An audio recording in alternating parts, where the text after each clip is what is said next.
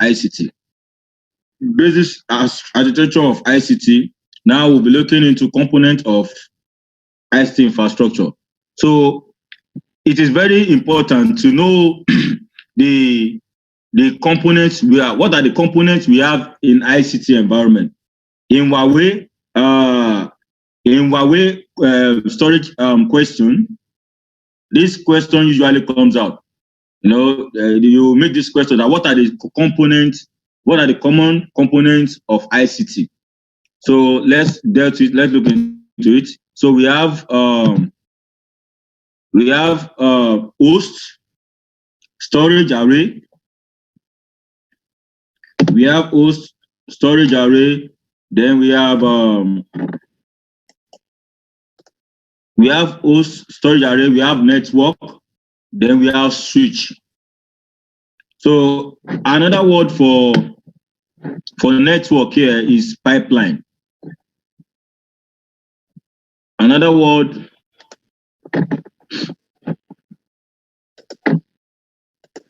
pipeline.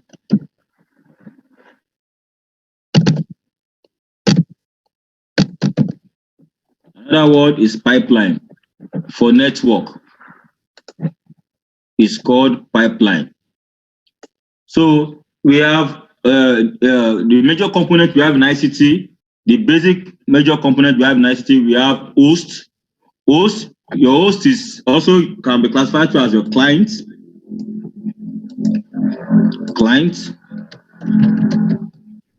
So then we have your storage array, which is your storage system or storage server.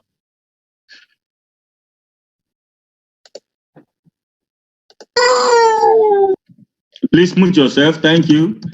Storage server or storage system.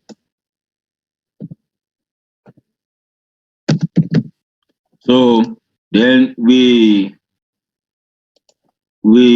also have switch. So your switch, by now you should know that your switch can be fiber channel or Ethernet switch, FC. That's a fiber channel.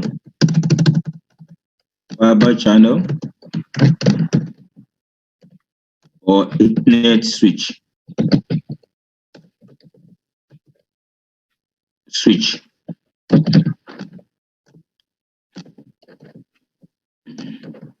So these are the common, at least the basic components you can find in ICT environment.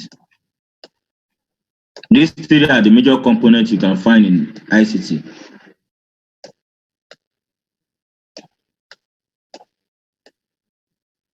Where is not looking at? Okay. So yeah, so the host, which I can also classify as a client, is a computing system that consists of hard drives or file system that can provide data, access, and storage.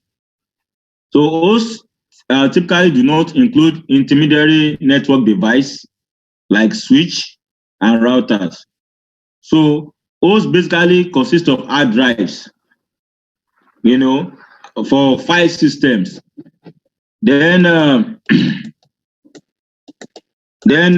so the storage array, this is a system that has the management. That's for this. It has the storage array. I made this storage array here. One of the components of ICT. It's talking about the system that has the management software that can provide access to each set of hard drives. It provides a management software that provides access to a set of hard drives. So then the purpose is for data access and storage. So then we also have we also have network. We also have network. This provides connection between set of nodes and allows the connected device nodes to communicate with each other. That's what it does. Yeah, it provides connection between set of nodes, set of clients, and allow the connected device or nodes to communicate with each other. Then we also have the switch. The switch is also a network device used to switching network signals or data and can provide a dedicated service between any two nodes. It can provide a dedicated communication channel between any two nodes in the network that is connected to the switch. So it is a networking device on a computer network by using packet switching to receive, process, and forward data to the destination device. So that's what the switch does. It's a computer device, it's a computer network device that is the basic means of data transmission is packet switching. It uses packet switching to receive, process, and forward data to the destination device. So let's move on to see example of let's move on to see an example of ICT components. So gradually we are moving into the course proper. So these are examples of ICT components we just discussed now. So you can see the host. The host here we are having file service, not only file service, file service and whatever service you have, media server and the rest. So that's the operation being run at the host level. So we also have the storage. This is where your storage. This is our major course. We are here to discuss this. So storage. These are storage machines with disk array inside. So there is transfer from this place to this place. So then we also have the backup. This is the backup here. You know what the backup does? This is not a power backup. This is meant for disaster recovery. Then we also have the clients which have access to this. Then this have access to this. Then this has access to this. It's like a cycle. So the switch majorly is used to distribute communication, data packets to devices. So that is that. So then the term host, sometimes also called server, like I said, are commonly used to describe the computing device that has high specification within an enterprise. These devices usually have the important enterprise software installed within them and are responsible for running important services. So then, important services like desktop, laptops, and simpler version of host. So now, hosts can also commonly required to run 24/7 for many years before they reach their end of life. That's EOF and replace. So what am I trying to say is that the hosts are enterprise gadgets. The hosts are computing device that has high specification within an enterprise. So this is an enterprise host. It's not the usual host you see, it's an enterprise host. So what it does is that it also stores data. It's more like file server, media server, printer server, and rest of you. But this it transfers its own information en block to the storage. Then it comes like this. Let's say like this. Let's say like this. Goes like this. Then this one comes like this. And this one comes like this, backup. I hope you all get it.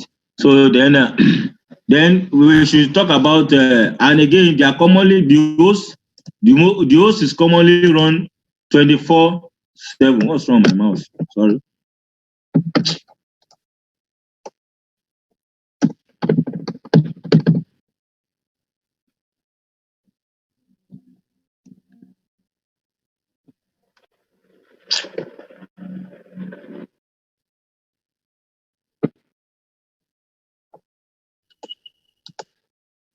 So the host is, like I said, is an enterprise device, usually that has the enterprise software installed in them to manage data. So having said that, then we talked about the storage. The storage arrays is also called storage arrays or disk enclosure. Storage arrays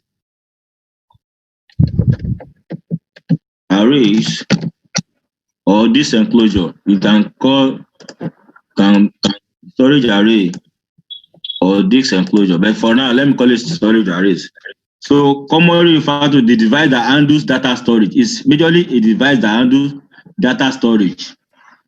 So then the switch, like I said in the previous slide, are the network device used for network interconnection between devices in the network.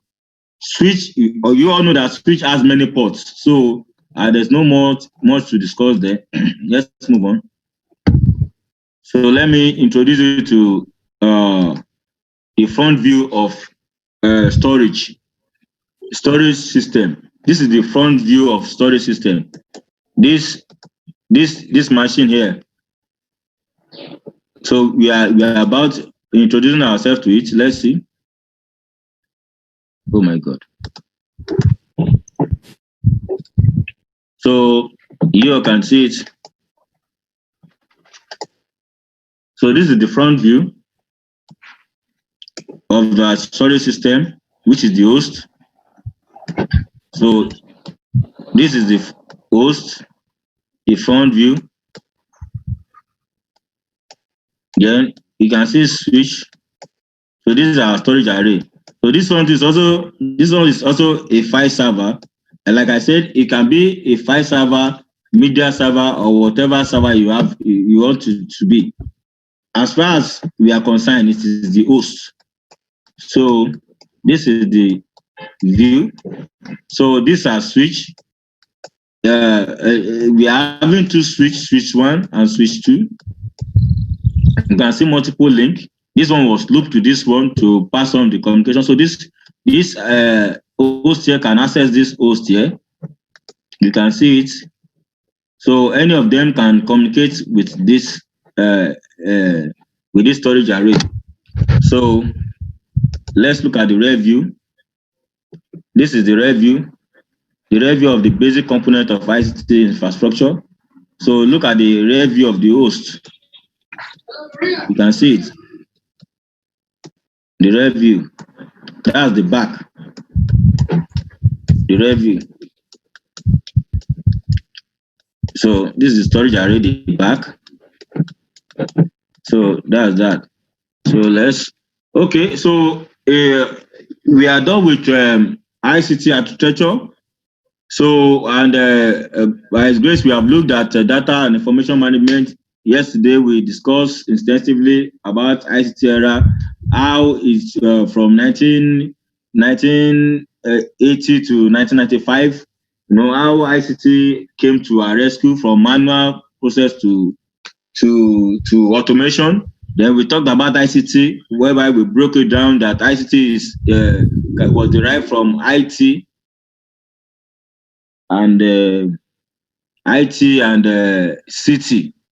So that's information technology and communication technology.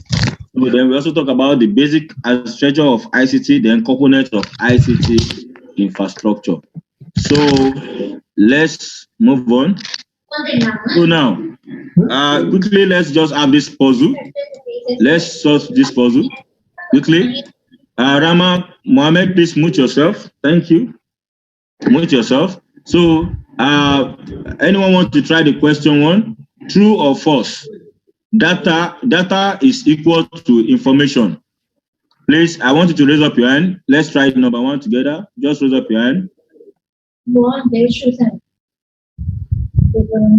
Data is equal to information. So we are going to be doing this very fast. Okay, let me start from Suzanne from Iraq. What's your answer? Question 1.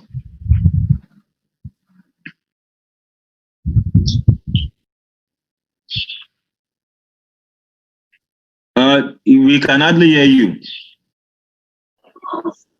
Okay, thank you. Then Emmanuel from Nigeria, can you help? False. Okay. Then Ahmed Quadri from Pakistan. True. Okay. Why is yours different from Suzanne and Emmanuel? Actually, it's data. Data always equals to the information. Okay, thank you. Then Bernard from Ghana. What's your answer? False. Okay. Why is it different from my friend from Pakistan, Ahmed? Because data is equal to information plus data redundancy. Okay. Aski Anand from Indian. What's your view? It is true. It is true. So why is it true?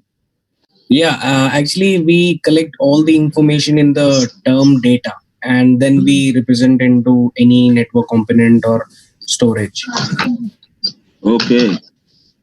Then thank you, Mohammed Gaba from Egypt. I can see you want to try. It's false. It is what? False. Okay, it is false. Okay, Yes. Why is it false, please? Why do you say false? Hello? Okay, somebody else want to try too. That's Olalere. Olalere, is it Olalere, right? I saw you raise up your hand now. So what's your view?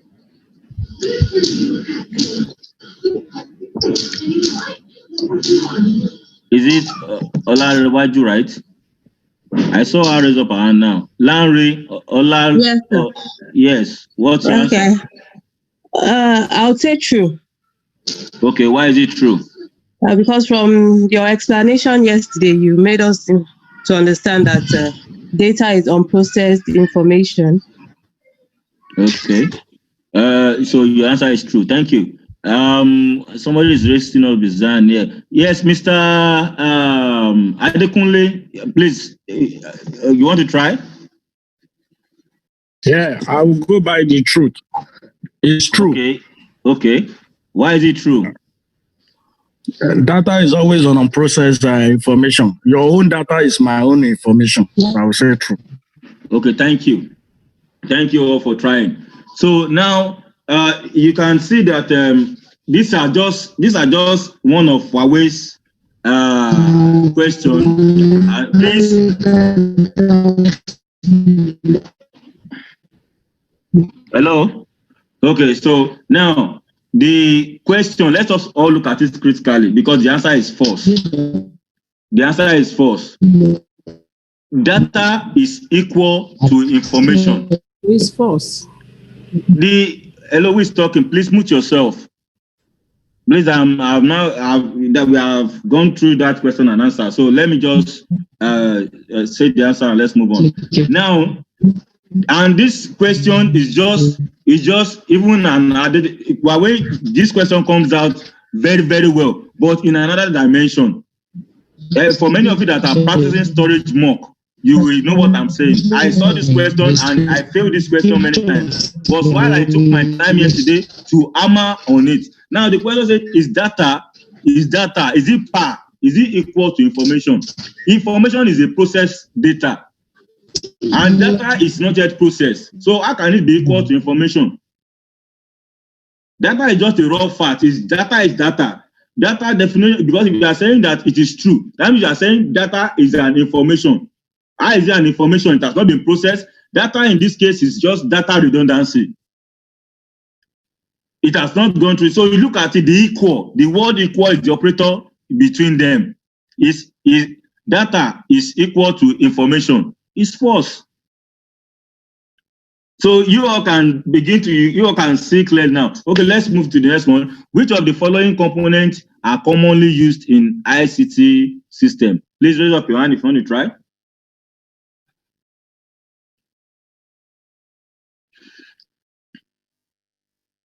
Okay, ASCII Indian, let me have you. Yes, it's actually all ABCD: host, storage, network, and switch. Yeah. Okay, thank you. Quickly, Ahmed Quadri from Pakistan.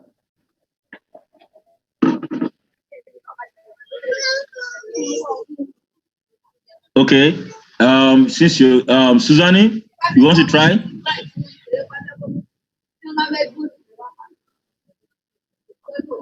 Can I answer, sir? I listen your voice very late. Okay, you said all ABC. Okay, thank you, Suzanne. Yes, Ahmed, you want to try Quadri? What's your answer? Yes, sir. I can. Can I try, sir? I listen your Yes, voice you can. very late. Sir, it's answer A, B, C, D.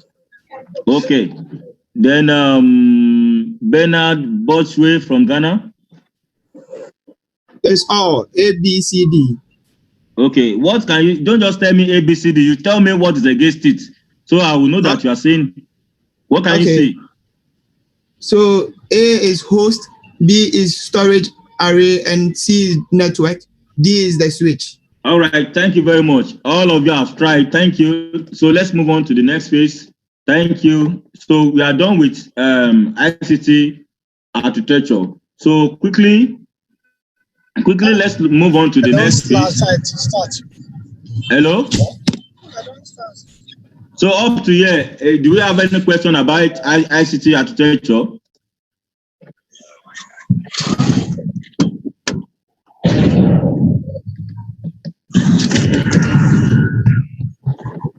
Anybody want to ask a question?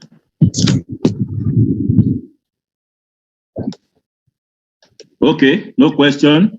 Let's move to the next one. So we'll be looking at okay, before then, quickly, the first batch should be writing their exams on the 15th. So many of them have gotten their exam voucher. So and if you have any of you here that is yet to register with the academy, please do, because by the time I have to collect the attendance, and your name is, you are always attending the class, but your name is missing on the system, we will not generate exam voucher for you, and you might be the only one left behind. So please, because I have one of the serious students, he's a serious student, but he has not been filling the attendance. So now he has been pressurizing me since yesterday. Others have gotten their exam voucher. Please mute yourself. Hello, mute yourself. Benga Oyegoke. Benga Oyegoke, please mute yourself. Benga, mute yourself. Oh. Let me call the administrator to send me the link. Okay. So Benga, please can you mute yourself? I don't want the class to be distracted.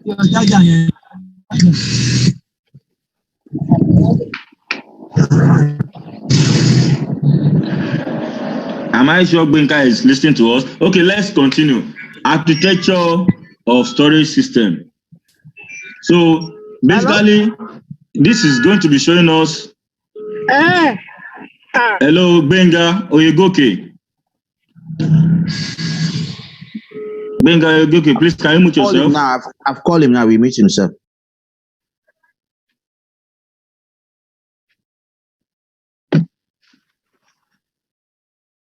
All right, thank you. Let's continue, please. Please, when you get into the meeting, please, courtesy demanded that you mute yourself so that we can enjoy complete decorum. So now let's continue, because when you distract me, I'm always affected. It will drag us back. Please, I don't want to be dragged back. So let's continue. Then we are looking into architecture of storage system.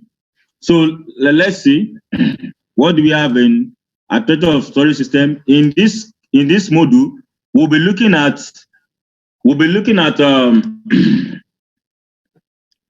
architecture of storage system. We'll be looking at component of storage systems, and I will be introducing you to Huawei products. So first thing first, let's look at the mid-range converged storage system. So quickly, I want you all to see it. I'm introducing you already to the architectural design of Huawei products. This is what you find in the controller. This is what you find in the dual controller. Now, this controller, okay, now first thing I need you to understand that first we have the converge. Look at this word converge. It's very, very important. Converge storage system. Now, what this converged storage system is talking about? It's talking about these two technology put together. It is because of these two technology put together that makes it a converged system. That means it supports both SAN and NAS. And don't forget that SAN is storage area network, and we have a NAS is network attached storage. So then now from what you are seeing from this architecture, I'm going to be discussing this. So I want you to look at it critically.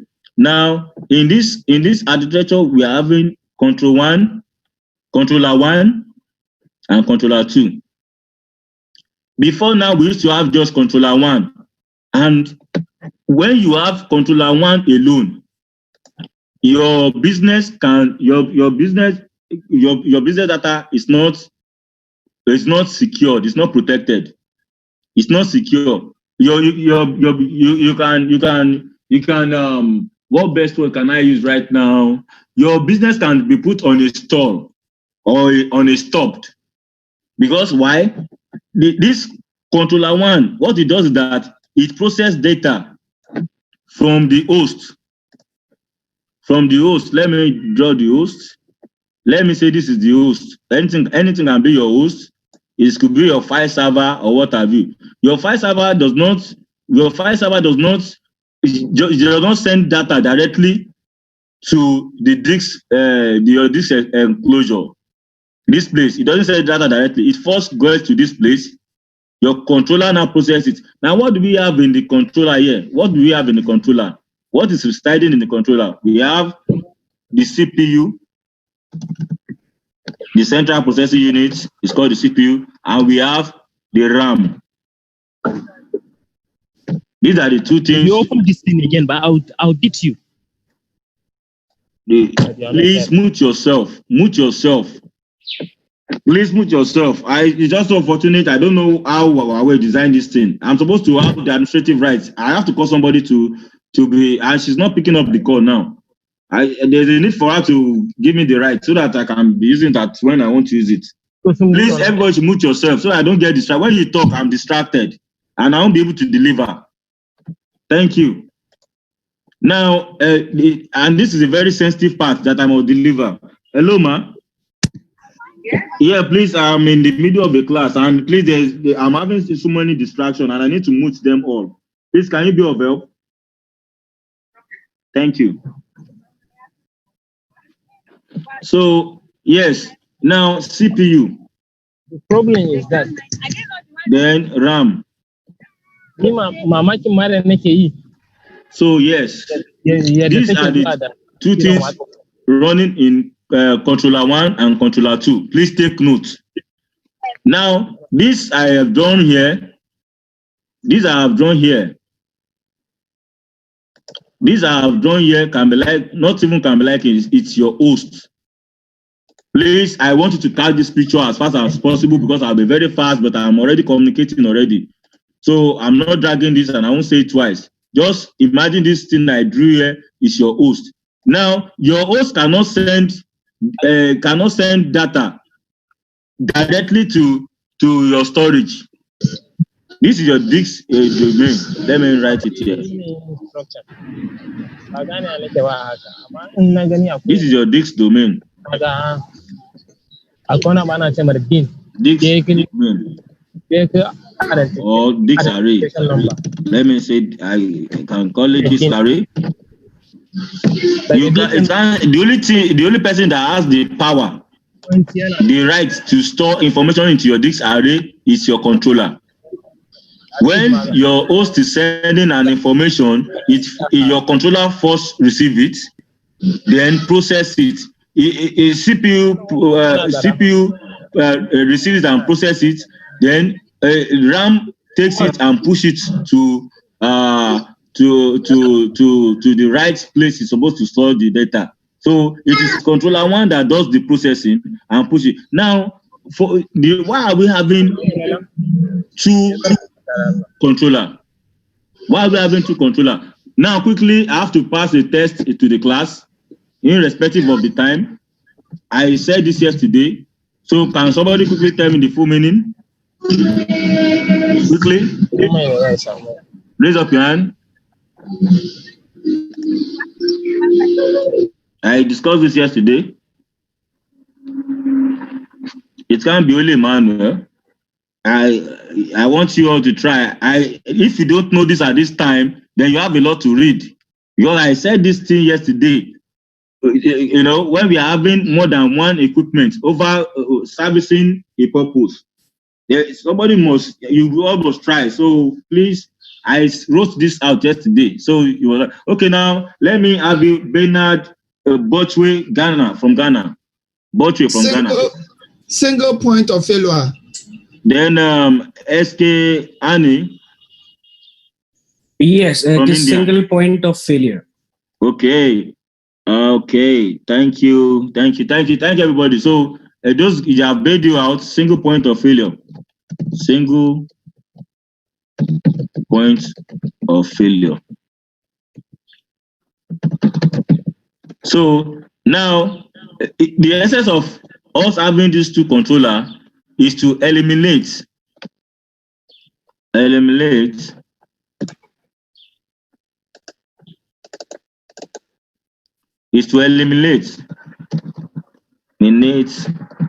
single point of failure. That's 0 point of failure. There won't be any 0 point of failure. So eliminate single point of failure. That's spoof. Ideally, I'm just to tell you spoof. When I say spoof, you'll be wondering if it were to be another lecturer, I will just tell you spoof and we'll move on because you expect it to already know. So now I'm drawing your attention back to it now. So you people should take note. Now, the reason why we're having controller 1 and controller 2 is to eliminate single point of failure. Now, when controller 1 is processing data coming from the host, it mirrors it to controller 2. So whatever we have in controller 1 here, control is also in controller 2. Now, so that there will not be any downtime or any delay in storing your data into your storage, is why we're having this controller. Now, when you want to, in the place you want to update, when you want to update your controller, because you need to update, as time goes by, you need to update your firmware program and your firmware program. You want to do an upgrade on your firmware program. Now, what happens? So there's a default setting. There's a default setting of how to go about it. So I'm going to write it out. We have the active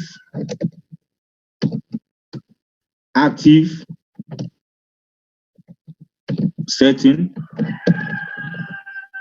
Then we have the active passive.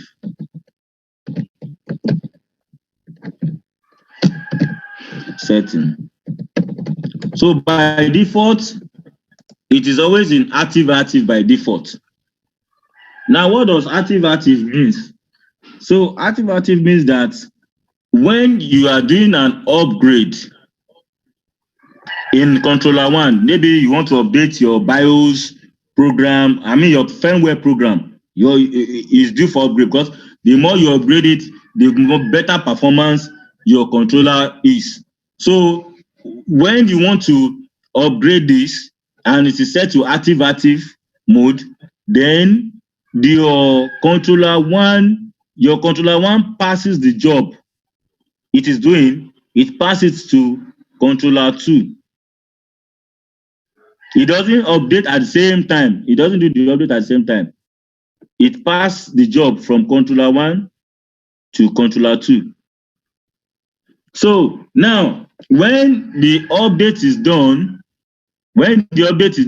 then controller 2 now moves the job back to controller 1. Then controller 2 continues the operation. Now for active passive. So sorry, that's for active. Sorry, that's for active passive. I've just described that. Sorry. For active, it is done concurrently. Both are upgraded concurrently. For active, both are upgraded concurrently. But for active passive, the controller 1 passed the job to controller 2 while controller 1 is upgrading. And when controller 1 is done upgrading, then when it collects the job back from controller 2 while controller 2 does the upgrade. So that's how sensitive and tricky that part can be. So you can also read more on active and active passive. But for active, the two of them are upgrading concurrently. Then for active, that's for active. For active passive, only one is allowed to upgrade at a time. Now, in case of event failure, controller 1 maybe crashes, or maybe due to some instances there is a RAM failure or something. Before it's totally packed up, maybe while it was processing the data, so instead of it to process the data halfway and pass it to the disk domain, no, it won't pass it to the disk domain. Because it is not yet completely processed, then it mirrors it to controller 2 to continue the job and process the job. So controller 2 process the data coming from the host, then pass it to your disk array. So now, like I just showed you here, the same thing is happening. This is just showing us the connectivity mode. This is SAS FC. These are connectivity mode connected from the controller to your disk domain. So that's that. So what do I have in the notes here? The key features and benefits of dual storage controller system architecture is 1, a copy of all the data written during I/O process. Whatever data that is coming from the host is being converted to I/O. That's binary, I/O, 1 and 0. So it's the controller, what it does that it processes your data and store it into the disk array or disk domain as a binary, 1 and 0. So written in 1 and 0 is kept in both storage controllers cache. Yes, I was going to say, whatever the CPU process is first stored in this RAM cache.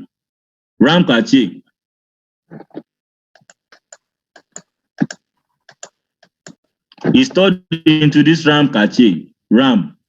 This RAM here is the storage drive for this controller and for this controller. RAM is not a so you know that RAM is also a virtual is a virtual memory and a virtual storage. So it stores the process in here. Then after the CPU has processed the data coming from the host, it stores and push it to the RAM. And after RAM has processed, also done its own evaluation, and push it to the disk array. So that's that. So each of the storage controller is connected via back-end ports to the loop of physical disk enclosure. I told you we can either call it disk array or disk enclosure. But in this class, it is going to be disk enclosure. But because we are going to the lecture bit by bit, so I cannot just start telling you disk enclosure. So it will be looking too complicated for you. So in other words, I have at least 3 names I can call this area.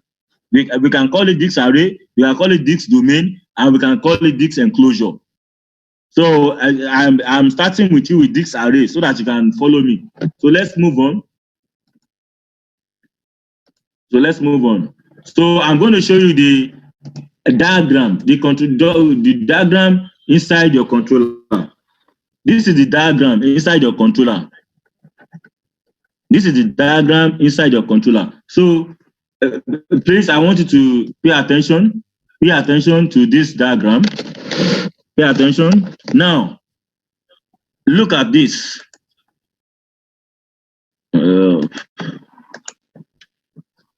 Look at it. So now this is the interface module.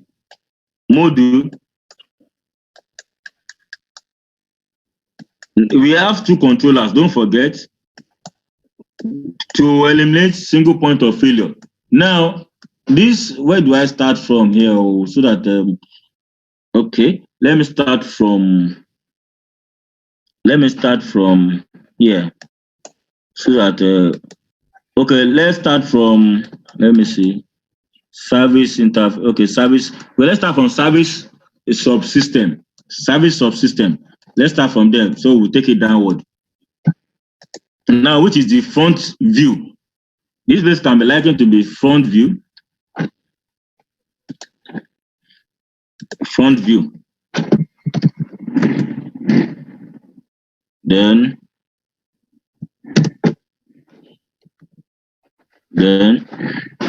back end view.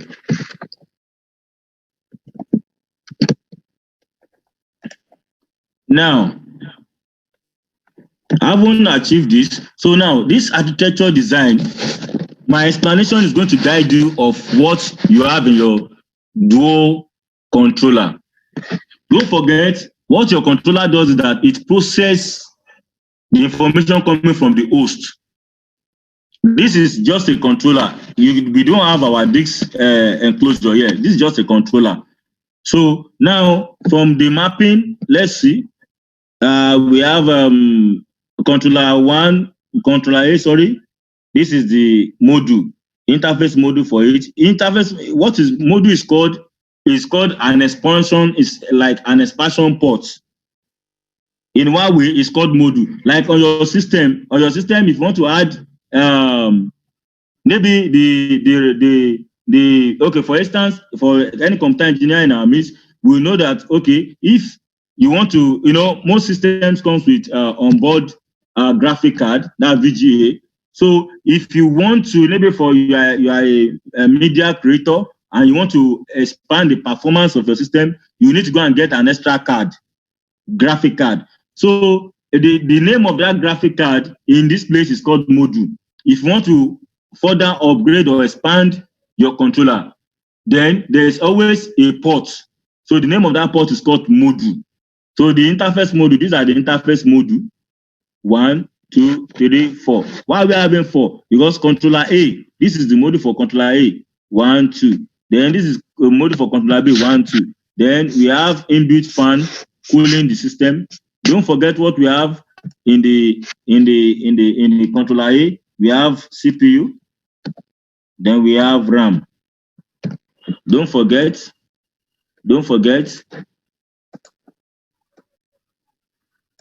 Then this place too.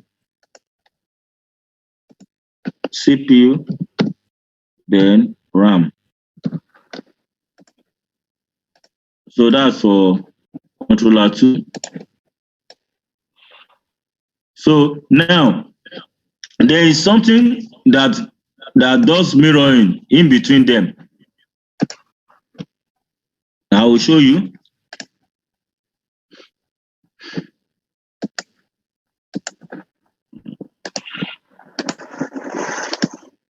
This does mirroring. This PCIe Gen 3 X8 is the one that does the mirroring.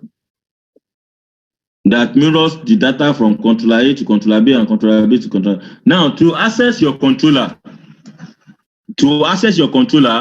this is it. To access your controller, you access your controller through this media interface by using GUI. I'm coming. I'll explain to you what GUI is. I'm coming. 1 minute. Okay.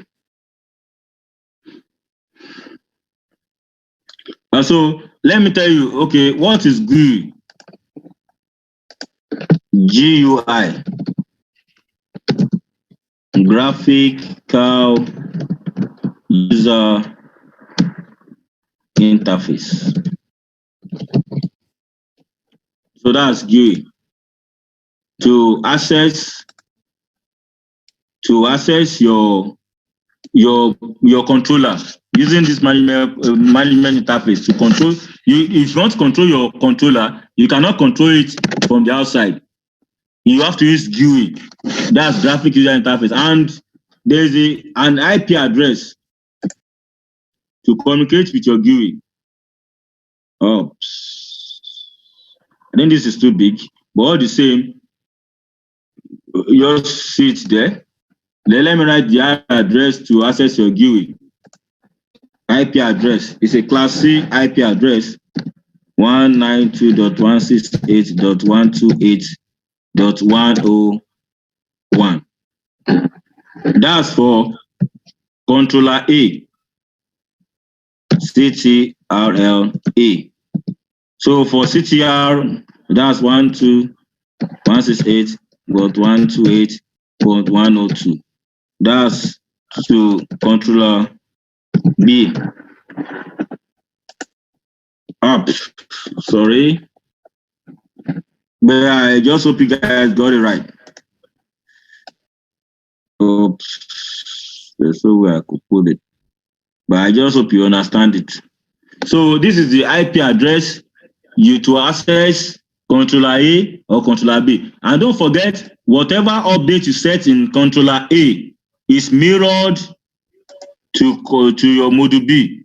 Whatever is set in control, there's no need for you to be going in from B to A. Whatever is set in B is also automatically reflected in A. So yeah, there is no point. So I've discussed the service subsystem. I've discussed the management subsystem. So let's talk about the electrical subsystem. Let's talk about the electrical subsystem. Let's talk about it. This one. Let's talk about it. So, yes. Now, you will see something here called BBUs are optional. The BBU backup, blah, blah, blah, blah. You can see it. Let me explain to you. Now, in your controller, we have redundant system. Just like in your computer, there's something called power pack. Power pack. This, that. So now in this mechanical subsystem is the power unit of your controller. Now, and we have BPU. We have dual BPU. Each controller has its own BPU. That's the meaning of BPU is backup battery unit. Backup battery unit. So we have two. So controller A has two backup battery units. Then 0, 1, that's 2. Then power. Now, then the same thing is also replicated here. Power 2, 3. So that's 4. So this one powers controller B. Then this one powers controller A. So let me bring it down. Then what is the function? What is the primary function of BPU? It is just like your UPS, uninterrupted power supply, your UPS. But this doesn't work. This works like it has a concept of UPS, but it doesn't work. It has a concept of UPS, I would say, but it's not like UPS. UPS can run for average time depending on the size. Some works for a day, some works for 30 minutes, one works for 3 hours, one works for 6 hours. And the smaller ones works for an average of 10, 15 minutes, to back up your system. But this one has an average time. It has an average time of, let's say, 5 minutes. A BPU can only power up the system for 5 minutes. Now, this is it. When there's power failure, then in case maybe your controller A is processing an information from the host, that's which it can be your file server or whatever server. It's receiving data from your host to the controller. Now the CPU receives it and process it and send it to the RAM. Now in the process of CPU was processing and there was a power failure. So then the BBU take over. The BBU, the backup battery unit, takes over. When there's complete power failure, as in there's nothing to power up the device, then the BBU takes over. But now this time around, the controller is no longer running on a full optimization. It's no longer running on a full service. It is now running on a minimum service, because the BPU is not powering up all the controllers. The BPU will only power up the controller module A. Then what is it going to do? It will allow it will only power up the BPU, like I said, will only power up the controller A. Then it will power up your coffer disks. There's something we call coffer disks. Don't worry, and as the class continues, you will see. Well, let me write it here. Coffer disks. This is the lifeline of this course. So if you miss it here, I'm sorry. You have missed a lot of things. Coffer disks. So let me just listen to me as I explain to you. I would have loved to skip to this place, but I can't skip this place. Ademola, please put down your hand. So the coffer disks. What does this cover? So the BPU only power up the controller module A and your coffer disks. Now in your disk array, in your array of disks in your storage system, there are 24 sets. There are 24 sets. Oh no, sorry, 25 sets. Some are 24 sets. 2U are 2.5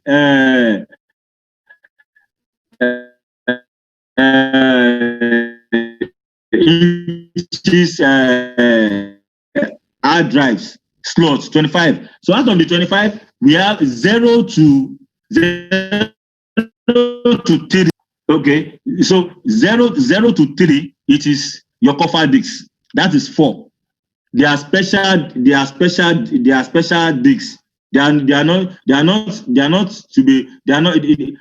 to store special data. Now, before I continue, so like I said, so the first 4 disks, that's 0 to 3, is your coffer disks, and you are not permitted to remove your coffer disks, and not even anyone will try to replace them. You will redundant that storage system completely. What does your coffer disk contain? It contains your system configuration. It contains unprocessed data. Unprocessed data. So now when there's power failure, what I was still saying that, what does BPU powers? It powers your controller module. When there's power failure, don't forget your system is not running on a full mode again. It is running on a minimum mode, and it's just for 5 minutes. And what it does is that it allows, because instead of maybe if there was a power failure interruption and everything just is put at a stop. So instead of losing the data coming from the host completely, the CPU tentatively push with the power coming from the BPU, push the process to the RAM to temporary. So then as in a cache, we store the RAM as cache. Then the RAM now push, instead of the RAM to push it directly into the storage disk, no, it will push it directly to the coffer disk. So when the transfer is completed, then it's now the BPU now shuts down its operation. When the data, the unprocessed data, unfinished processed data from the RAM due to power failure,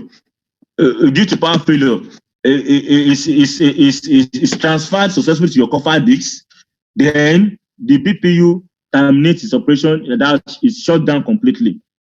So now, when power is now fully restored, then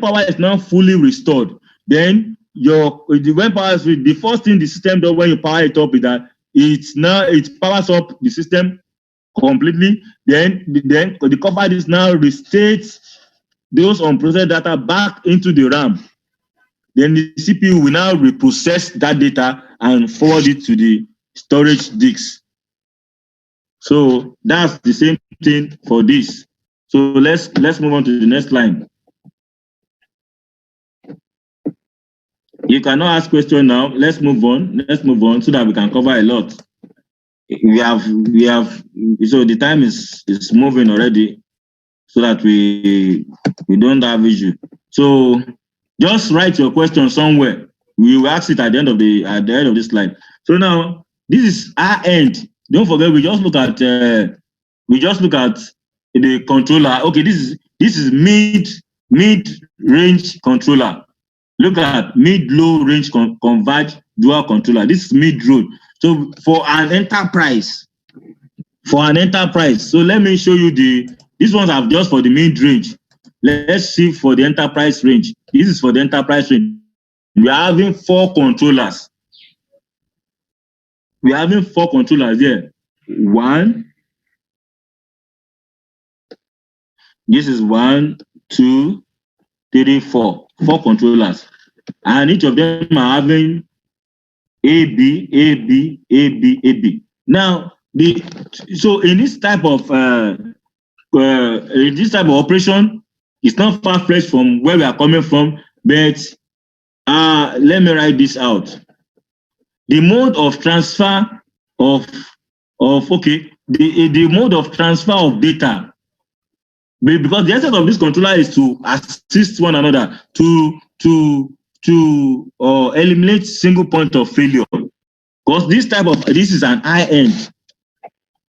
Look at this is an high end. So when we are talking about high end in a storage area network, we are talking about an enterprise.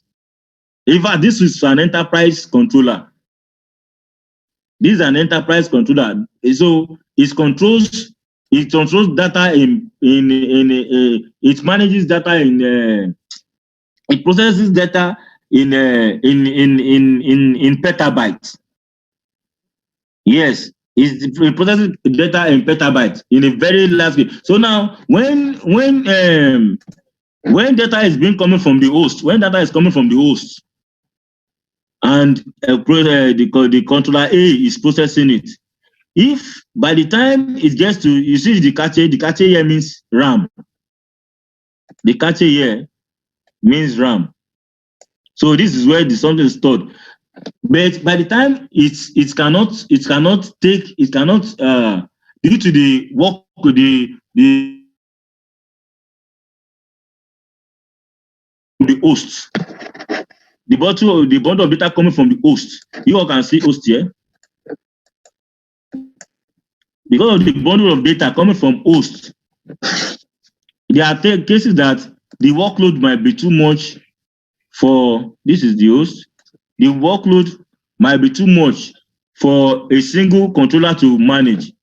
It will have to pass. You see that here you can see that A and B is being combined.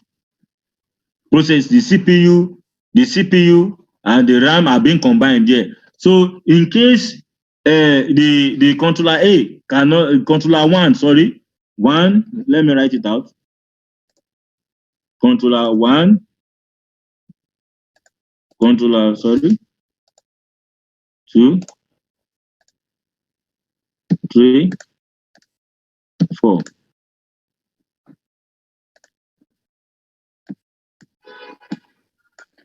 So they are both combined.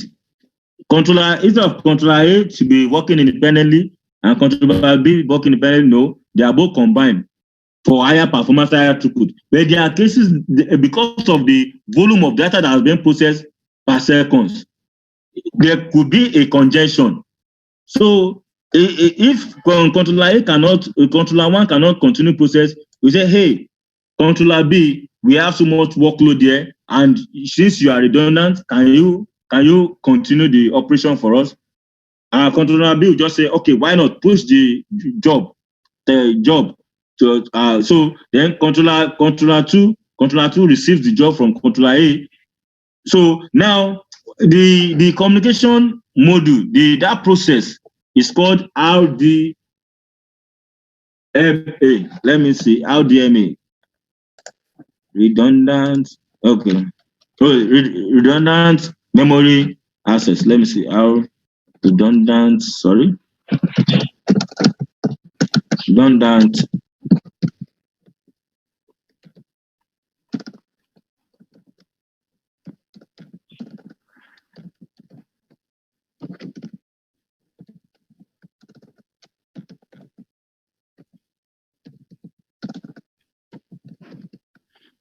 Please take note. This is RDMA.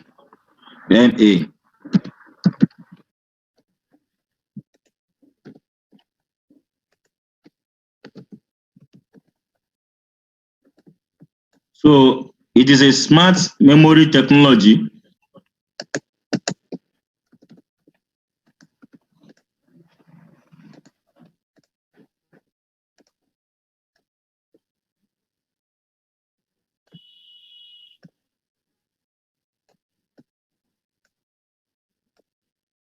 So it is a smart memory technology. So in this type of the key features of high-end storage. What are the key features of high-end storage? Data plane is interconnected using PCIe connection, and the 4 controllers within the storage engine are interconnected using PCIe. They are interconnected using PCIe backplane, which allows high bandwidth rate of up to 128 gigabytes per second. There are times that it's up to terabyte and petabytes. So this is just the average transfer rate. But there are cases whereby the volume of data the controller 1 cannot process. So with the help of redundant dynamic memory access, they can mirror each other, they can work together each other. So let's move on.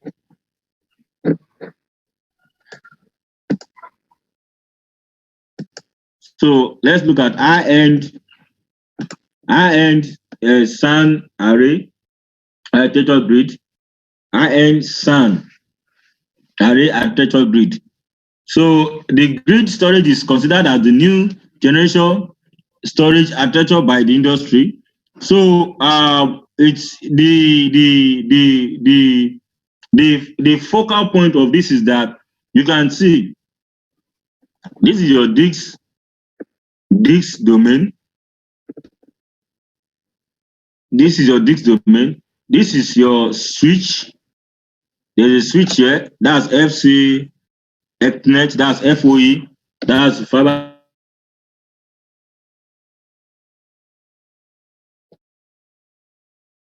Let me see so that you can. Okay. Now you can see host 1, host 2, host 3, host 4, host 5. All of them are connected using the switch. That's FOE. That's fiber channel over switch. The over Ethernet. Sorry. So then we have our controller. We have our controller. After taking your call, One. Come and make this. What is it called?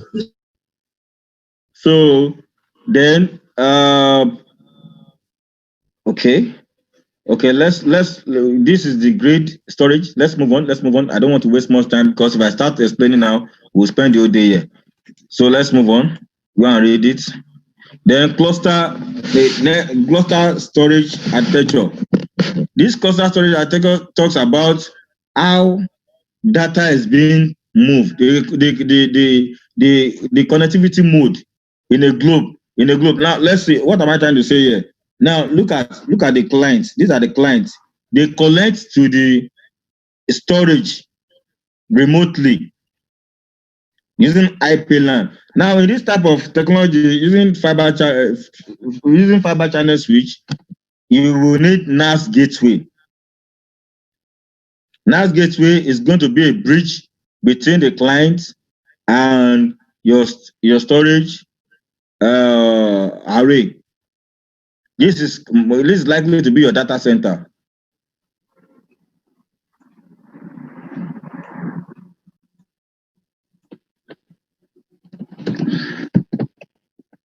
So it's just talking about, it's just showing us how an illustration of how a network attack story looks like. So you can see it, how network attack story looks like.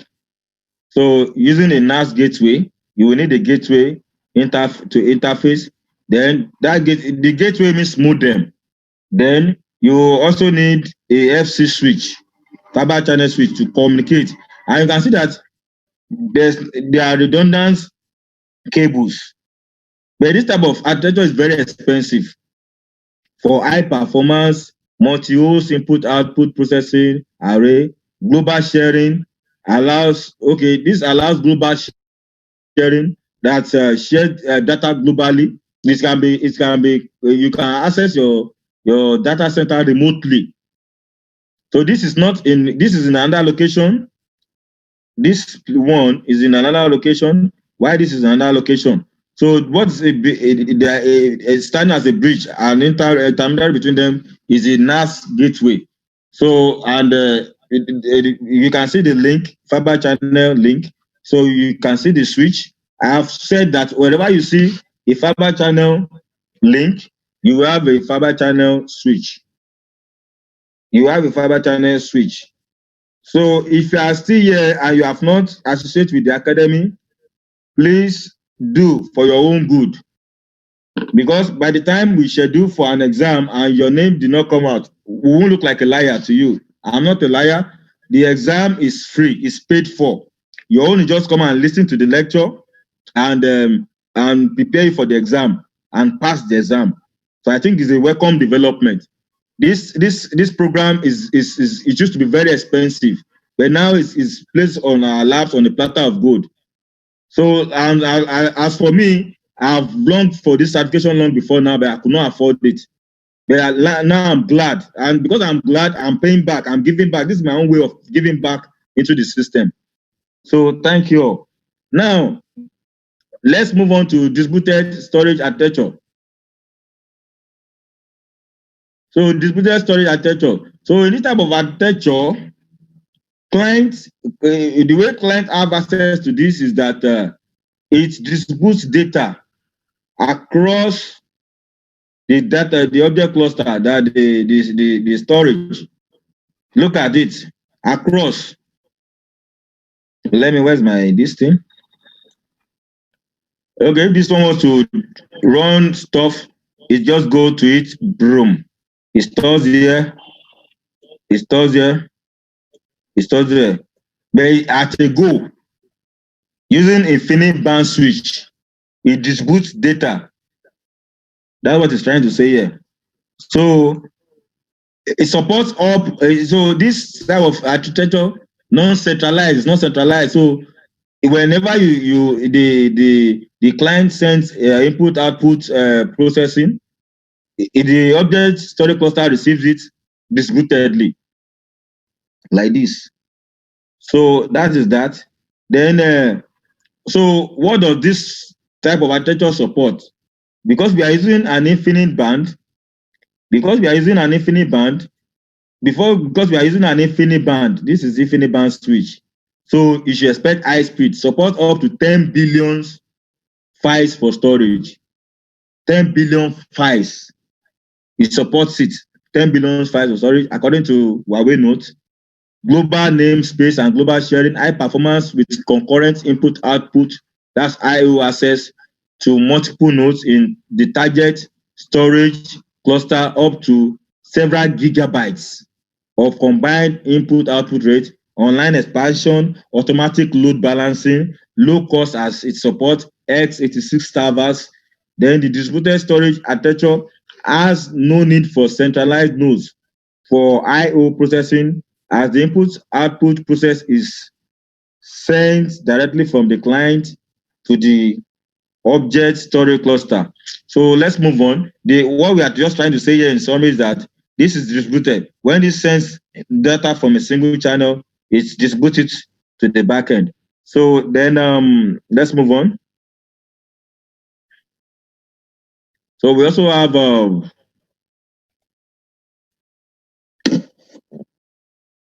have distributed, okay, storage, centralized node. We just looked at the non-centralized node. We are looking at the centralized node now. So in the centralized node, in this place, the compute nodes are shared one by one. If you want to run an update, you have to go through each one like this, like this, like this. This one takes time. It takes time. The non-centralized is faster. It distributes it at once, but this one takes time. So this type of technology supports exabytes. According to the note here, it supports exabytes.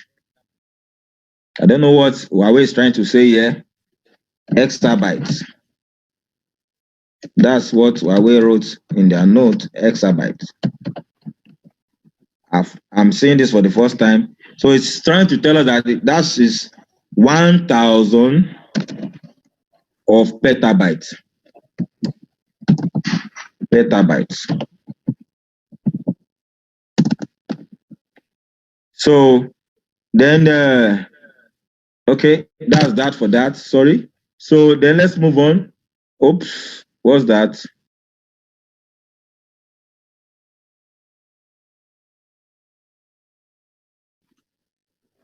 Who is this? Who is sharing his screen? Would you please?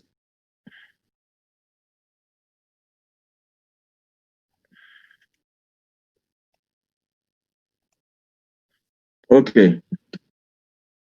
Now back to Ross.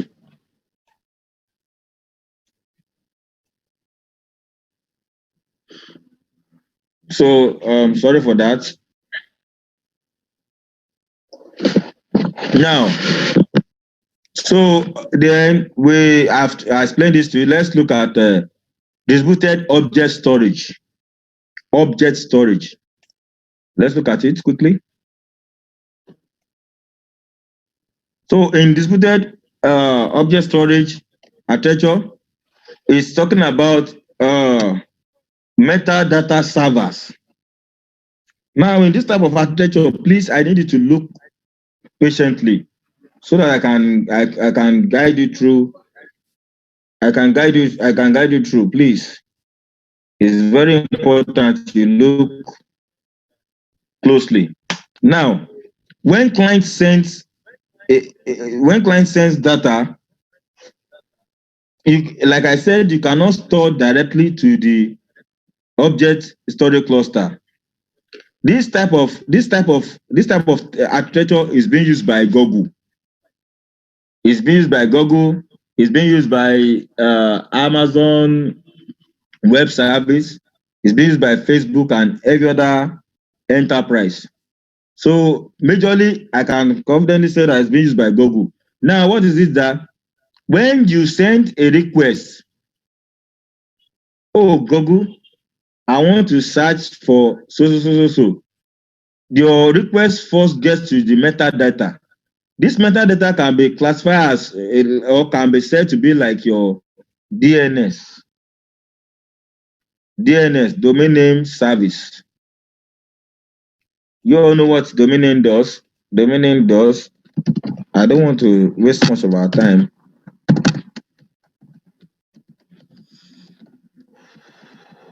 Domain name service. So it's likely to this. If you understand the concept of domain name service, you will understand the concept of metadata. So because I want to save time, I would have loved to quickly explain domain name service. But metadata, what metadata does is that when the client, let this one do like this. When the client sends an information to your metadata,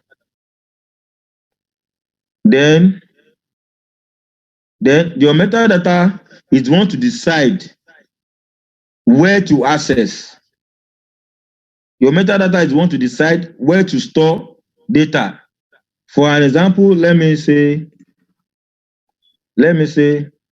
This is 0, 1, 2, 3, 4, 5, 6, 7, 8, 9, 10. That's 11. So now, when client sends a record, it doesn't go directly to the storage to your disk array or object storage cluster. It doesn't go directly there. These are your disk array or disk domain. Disk domain.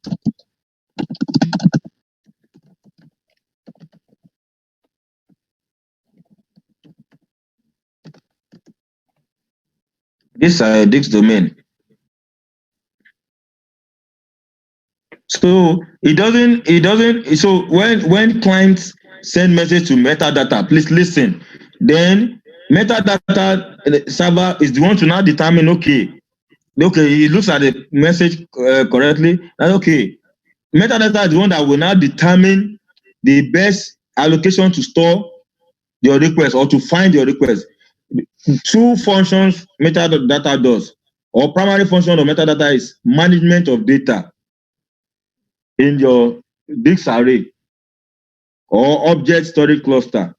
It's just the management. And what management does it do that if it is storing data, if client send a request, the metadata will first locate where best to look for the data or where best to store the data. For instance, if clients say, okay, I'm looking for COP. Let me say this place is COP. Let me use it as a case study, COP. Then the client does not know where COP is being stored or located. Client does not know. And it's not client's business. It is the business of the metadata. So metadata will now look into its log. It's log because at every time you store or you write into the object storage cluster, it is being recorded in the metadata server. So when metadata server looks at it, then it will record the location of where COP is stored. Then it will record it successfully. Then when clients make a request, it will just go to its log that, okay, COP, that is disk number 4, space number 5. Then it goes to pick it, then send it back to the client. So client cannot go straight to store an information on the object storage cluster. It has to pass through the metadata, and the metadata is the one that manages the client's request. So thank you. Let's move forward. So now we are moving on to introduction of Huawei storage products. So we have looked at Huawei storage product. We have looked at the architecture inside. So we are looking at the product itself. How it's going to be like. So up to you, any question? Up to you, any question? Or maybe at the end of the class we should ask question. Let's leave it at the end of the class. You have question. Just note it down, please. So that we can make it to 5. So I can finish this slide. If we can finish this slide today, it has gone out of it. Then we can use the rest time to discuss. So let's move on.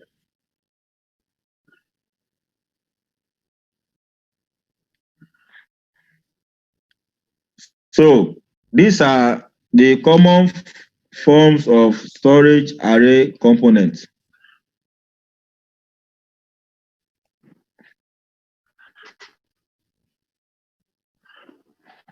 No, we've done this now. What's wrong with this thing?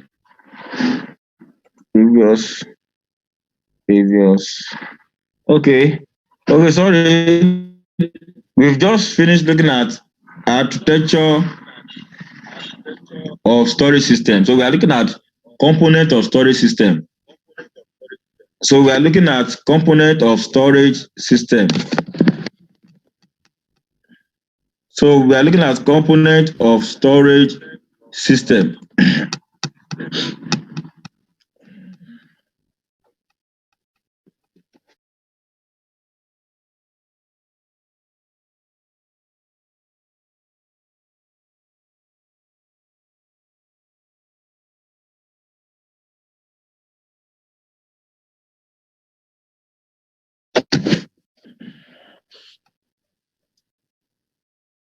Move it, move it, move it.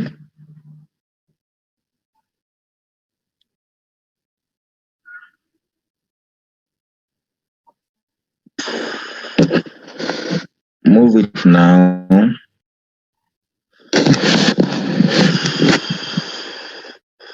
Please hold on.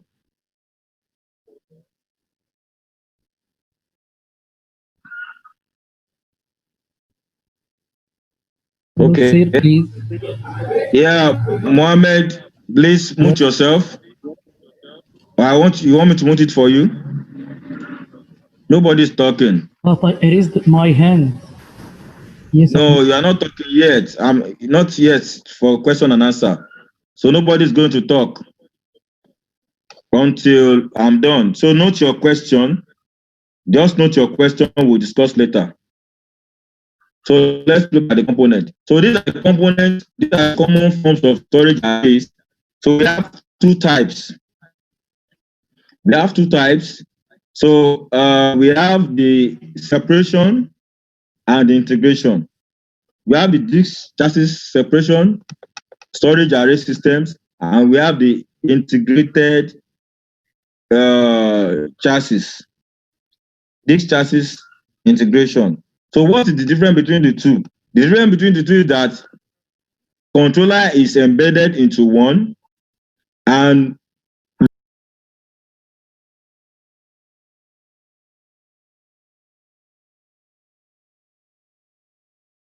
both the controller and disk chassis or disk enclosure. Now, for you to the separation, the disk chassis separation is very expensive. It's very expensive. So you are buying two things for the disk. You are buying one. In this kind of environment, you are buying both the independent controller chassis, and you are also buying the disk enclosure chassis. So the two of them form a storage array system. So that is that. So this is called controller and disk chassis separation. So because when you are buying it, you can buy it differently. You can buy this one separately. You can buy this one separately, but they work together. Because this enclosure does not work alone. When you just power it up, it should just be looking at you. Because the only way it can interpret data is through the controller. Is after the controller has processed data coming from the host, it's only when it can store data into the disk enclosure. So let's move on. So then for this, it is being integrated together. Your controller is integrated together. It's integrated together. So that's that. Then let's move on. So now, like I said, I've introduced the main name is I've introduced it to you. I said it is the brain of the storage array. Just think of the brain of the computer. So the controller is the brain. Is the brain of the storage the disk enclosure or storage or your disk domain. Is the brain of this. So it is the main component for processing and caching. Processing and caching, that's the main job function. I already introduced it to you in the previous slide. So it's for processing plus and cache. Sorry, so then its main function is to manage the simple I/O operation and RAID management in the early days. But as technology progresses, it is now able to provide different kind of advanced data management features such as snapshots, mirroring, and cloning. So don't worry, those ones we'll discuss later on in the class. Well, what I just wanted to know in this concept is that we have two types of storage array components, or in Huawei product, we have two types. We have the disk chassis separation, controller and disk chassis separation. Controller is separate and disk chassis is separate. Then we also have the controller module and so this one is integrated. So this module is standing on its own anyway. It's an expansion module. It's standing on its own. Anything called module is an extra component that comes with a system. In Huawei, we call it module. Anything called extra parts, extra ports is called module. So in this type of integration, your controller is already embedded into the storage, into this equipment. So you are buying only this one. Forget about this plus. Forget about this one. When you are going to the market, what that one comes inside of it lies in your controller. Inside of it lies in your controller. Then this one is independent. It doesn't come with your disk enclosure, but this one has both your disk enclosure and controller. So makes a system array. So thank you. Then let's move on.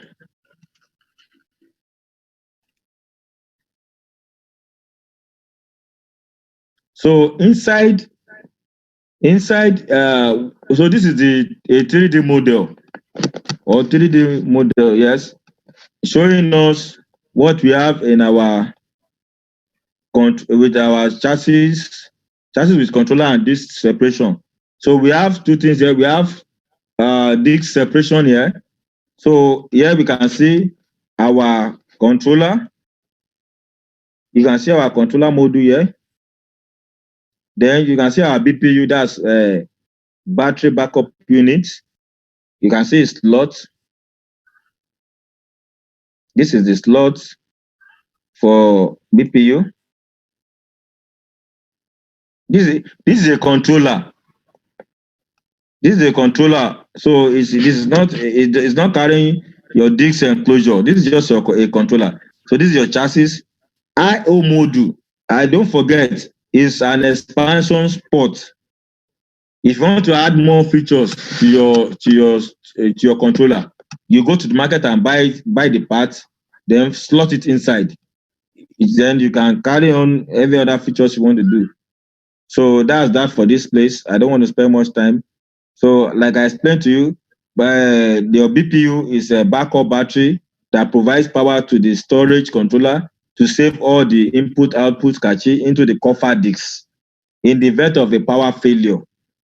So once external power is restored, the cache data is then moved from coffer disk, will be flushed to the controller cache and resume, that's the RAM, and resume the input process.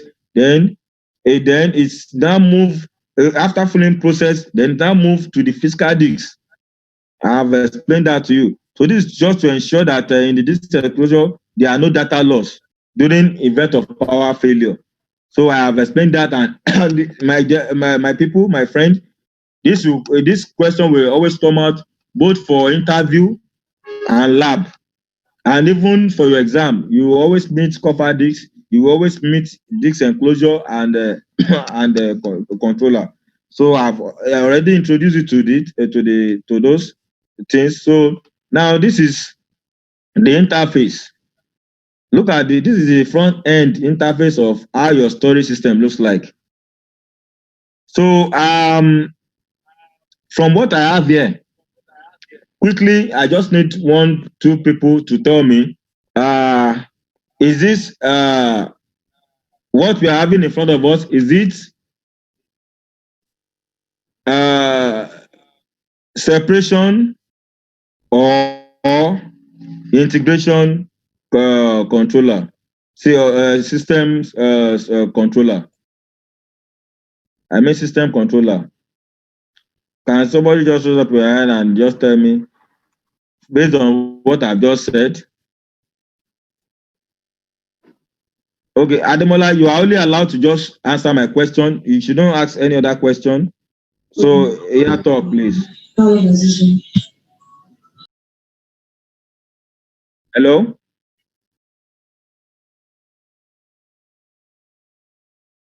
You said what?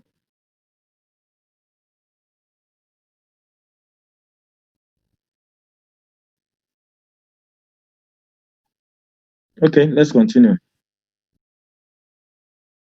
Lower your hand. Mute everyone.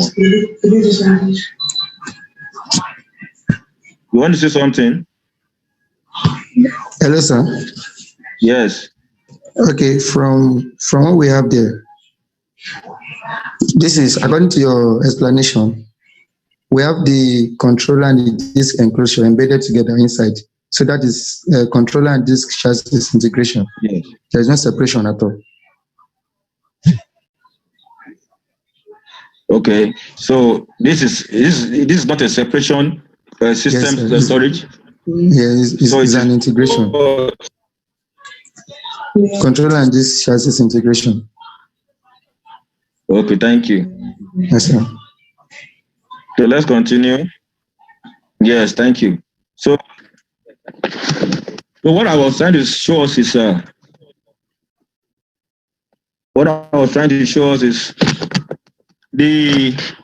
so this is a 2U size, that's 2 units. This, from the height of this chassis, is called 2U. That's why it's called 2U. The height of this server or storage system is called 2U. Then 2.5, this enclosure is talking about the size of the hard drive support in this system.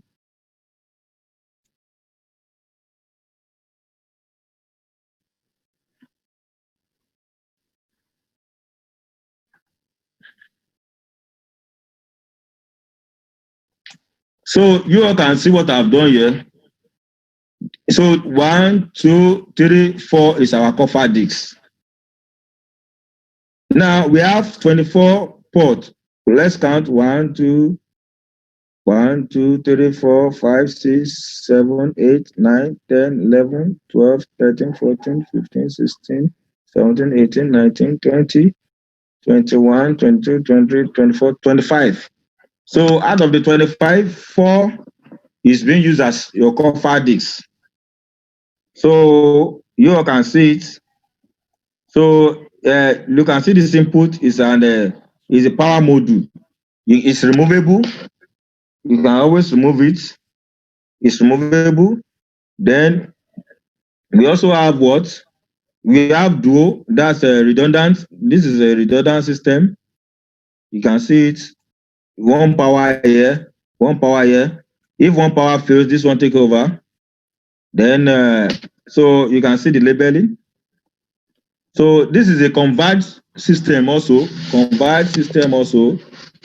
it supports no adapter design. It supports let me see. It supports a 6G SAS, NL SAS, 6G SAS, and SSD. These are the type of storage you support. If you can see clearly, you see that the row 24 here. So, because it started from 0, the labeling started from 0 and end in 24. So this base is showing about a LED, showing us the position of the disk mode. So the back here is the controller mode. This is the controller interface. But this interface where is dotted red is a module. It's called expansion module. You all can see it. Expansion module. Can you see it? It's called expansion module. So this is also an expansion module too. So that's that. So let's move on. Let's move on. So let me introduce us to the for you. This is the for you. This is the for you. What I mean by the for you is this. The height of the server is 4 units. That's SI units. That's a standard unit. SI or SU unit. So then that's for this. Now the size of the disk is, the former one was 2.5. This one is now 3.5. You can see the size. You can see the size. So this one is this one supports separation mode. Because this is your disk enclosure.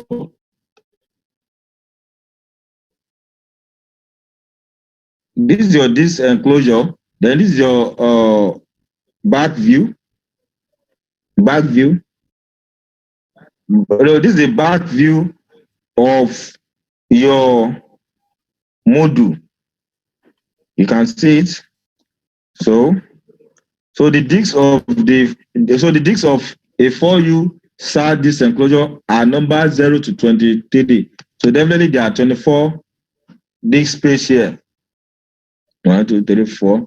1, 2, 3, 6, 9, 12, 24. 24, 12, 12 is 24. 12, 12, that's 6, 6, 6, 6, 24.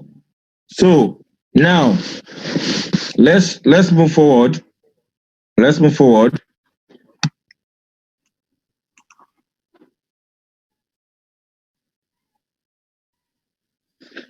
So this is your disk, your high density disk enclosure. We have looked at the front view disk enclosure. This is another high density. This is another high density disk enclosure.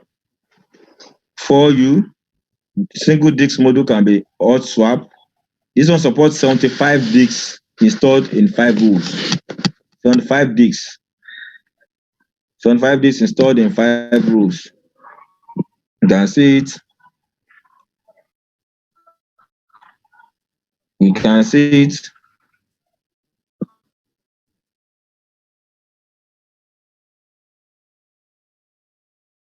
You can see it.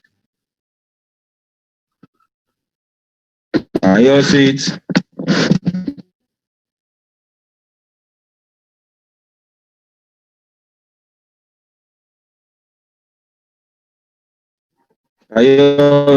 Can you see the view?